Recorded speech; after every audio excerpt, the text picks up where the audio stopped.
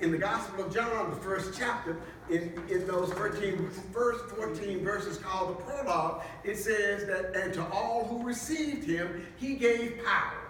He gave the power to become the children of God.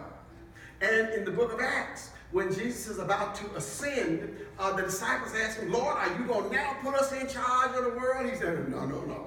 You all still don't get it. You need to stay here for a while.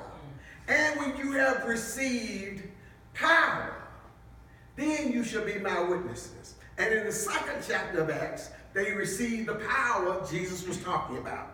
On the day of Pentecost, they received the power to proclaim the gospel in languages that people could understand. But it was about power and community and acting out of that power and that sense of community.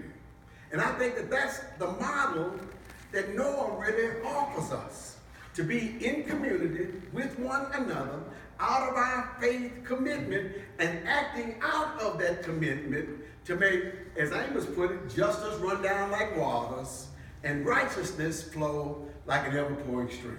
Does that make sense? Yeah. Well, anybody opposed to that argument?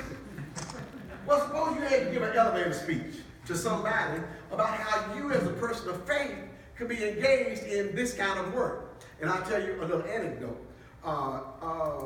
One of my dearest friends is Rich Cook. Rich was my associate at Centenary Church, where I served for a number of years. And Rich became my associate because at 19, Rich was teaching computer science at State Technical Institute. Rich was a genius. Rich was a computer technologist out of this world. And my superintendent knew that I wanted to begin this kind of ministry in the community where I served, and he put Rich and I together.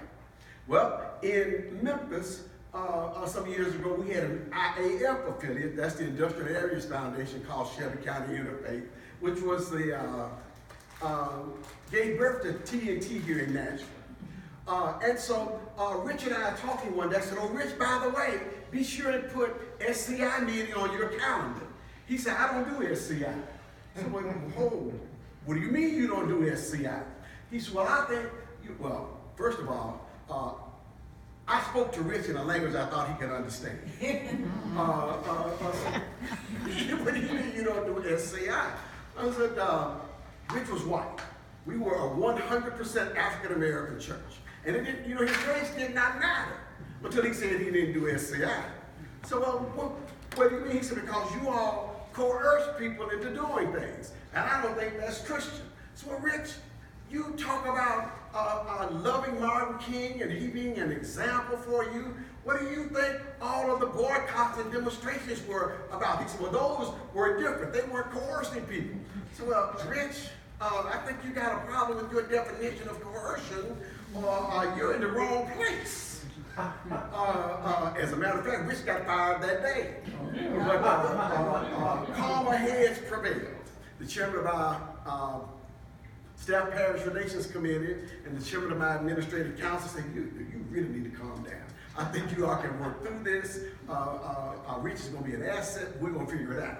But the thing is, the exercise of power in the pursuit of justice is not contrary to God's will at all. I don't think so.